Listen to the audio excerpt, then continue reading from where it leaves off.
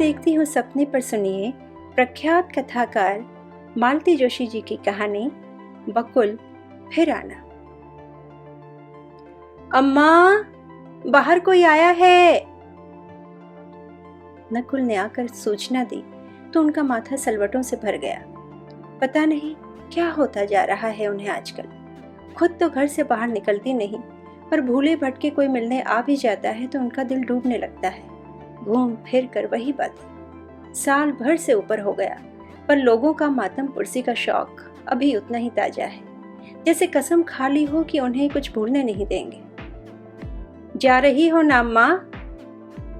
नकुल ने याद दिलाया। जा तो रही हूं, पर कौन है बताओ? अब खुद ही देख लो ना जाकर, मैंने तो पहचाना नहीं। नकुल ने बेजारी से कहा और पढ़ने बैठ गया। पढ़ाई के बीच में उठना पड़े तो वैसे ही उसका दिमाग गर्म हो जाता है, पर वे क्या करें? वे निमंत्रण देने जाती हैं किसी को। नकुल ने पहचाना नहीं है तो जरूर लड़की वाले होंगे। आजकल हर दूसरे चौथे दिन राहुल के लिए रिश्ते वाले आ जाते हैं। उन्होंने अपनी साड़ी का मुआयना किया, उठकर सलवटें ठीक की और बालों पर हाथ फेरते हुए बाहर आ गईं। देखा, कुर्सी पर एक दुबली पतली सांवली सी 17-18 साल की लड़की बैठी हुई है और खिड़की से सड़क का नज़ारा देख रही है। उन्हें देखते ही वो उठ खड़ी हुई और हाथ जोड़कर बोली, माँ जी, मैं बकुल हूँ। एक तीर सा उनके कलेजे में चुभा और बिंधता ही चला गया। अनगिनत स्मृतियां बिच्छू से टंक मार गईं।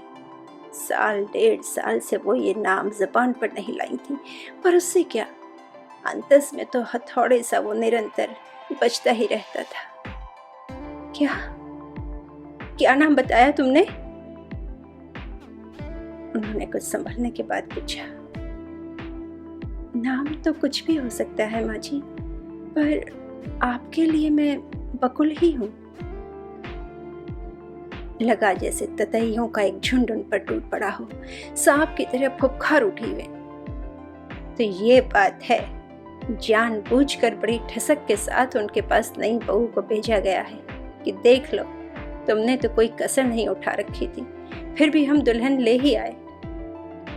बकुल की उस करुण और अकाल मृत्यु पर दोनों लड़के क्रोध से पागल हो गए थे और मरने मारने पर उतर आए थे। बड़ी मुश्किल से उन्होंने समझाया था कि इससे बकुल तो लौटेगी नहीं, कचहरी के चक्कर लगाते लगाते जिंदगी चौपट हो जाएगी सो अलग। लड़के उस समय तो मान गए थे, पर उन्होंने कसम खा ली थी कि अब किसी लड़की को वे उस घर में आने नहीं देंगे।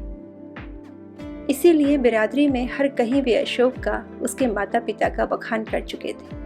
जहां कहीं भी बात चलती, भड़क पड़ते दोनों, दोस्तों की टोली लेकर पहुंच जाते, समझा बुझा कर या धौंस टपट से रिश्ता तुड़वा कर ही मानते। पर हिंदुस्तान में लड़कियों की कमी नहीं है। वे लोग भी कम चालाक नहीं थे। ऐसे चुपके से ब्याह कर लाए कि किसी को कानों कान खबर भी ना हुई। अखबार में दोनों की फोटो निकली तब जाकर पता चला। सामने खड़ी लड़की को देखा और उन्हें फूल सी बकुल का आग में झुलसा विकृत चेहरा याद आ गया। मन जैसे सुलग उठा। इच्छा तो हुई नकुल से कहें कि इसे धक्के मार कर बाहर निकाल दे, पर मुंह से जहर डूबे स्वर में वो इतना ही कह पाई, तो तुम हो वो? क्या सोचकर शादी की है उस राक्षस से?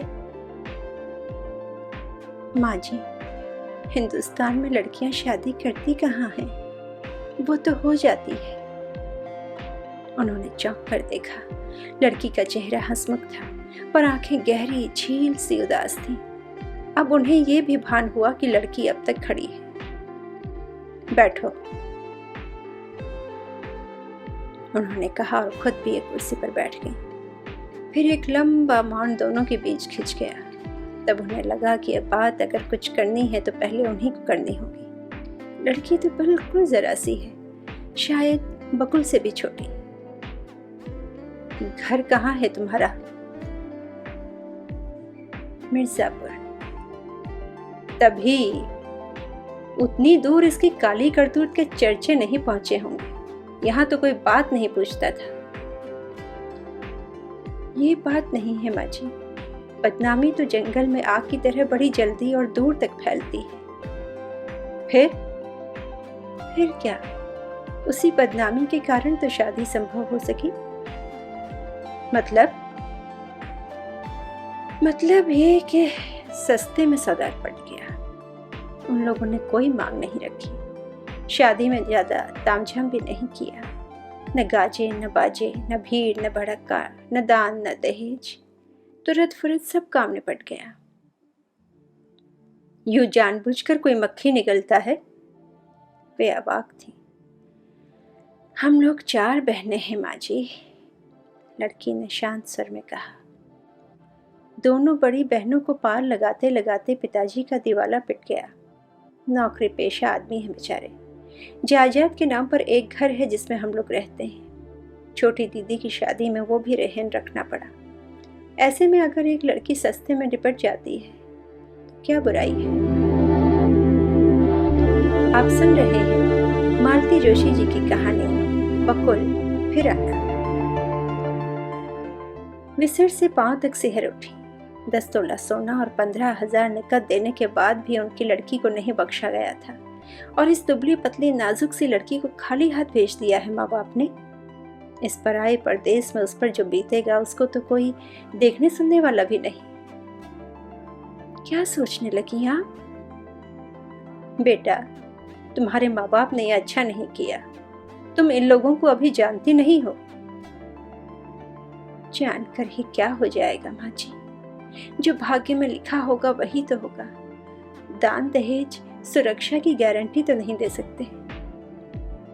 ठीक ही तो कह रही है लड़की, दान दहेज सुरक्षा की गारंटी कहाँ दे पाते। पता नहीं उन्हें क्या सूझी, उठी और बीच का दरवाजा बंद कर लिया। फिर जैसे सफाई देते हुए बोली, मैं तो बूढ़ी हूं सो जब्त कर गई, पर बच्चे तुम्हें सहन नहीं कर पाएंगे। मुझे मालूम है, मैं तो दरअसल राखी के दिन ही आने वाली थी। सोचा मेरे रहते भाइयों की कलाई सोनी नहीं रहनी चाहिए, पर हिम्मत नहीं पड़ी। सोचा पहले माँ से मिलूंगी, माँ अपना लेंगी तो भैया लोग अपने आप माफ कर देंगे। नहीं, माफी किस बात की? तुम्हारा कोई कसूर थोड़ा ही है। यही तो मैं कहती हूँ, मेरा कसूर थोड़ा ही है।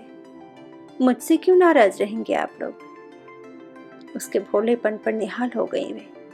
धीरे से पूछा, यहाँ कैसे आई? घर पर बताया था? मम्मी पापा तो इन दिनों हरिद्वार गए हुए हैं। दोपहर को तो घर पर कोई रहता नहीं। मेहरी को साथ लिया और चली आई। उसके अंदर आने की हिम्मत नहीं पड़ी, दूर से घर दिखाकर चली गई। तुम्हें डर नहीं लगा? डर कैसा? अपनी माँ के पास आने में डर कैसा? नाराज ही तो होती आप, उससे क्या फर्क पड़ता है? माँ की गालियां लगती थोड़ी ही हैं। गदगद हो आई वे, मुग्ध भाव से उसे देखती रह गई। घड़ी ने टन टन कर 4 बजाए और वो उठ खड़ी हुई। चलूंगी माँ जी, दफ्तर से लौटे इससे पहले घर पहुंचना है। अशोक से छिपकर आई हो? हाँ, आई तो छिपकर थी, पर अब बता दूंगी। यही मैं कहने वाली थी, मेहरी कुछ उल्टा सीधा कहे इससे पहले खुद ही बता देना। एकाएक वे इस भोली सी लड़की के लिए चिंतित हो उठी थी। 1 मिनट रुकना, उन्होंने कहा और धीरे से दरवाजा ठेल कर भीतर आ गई।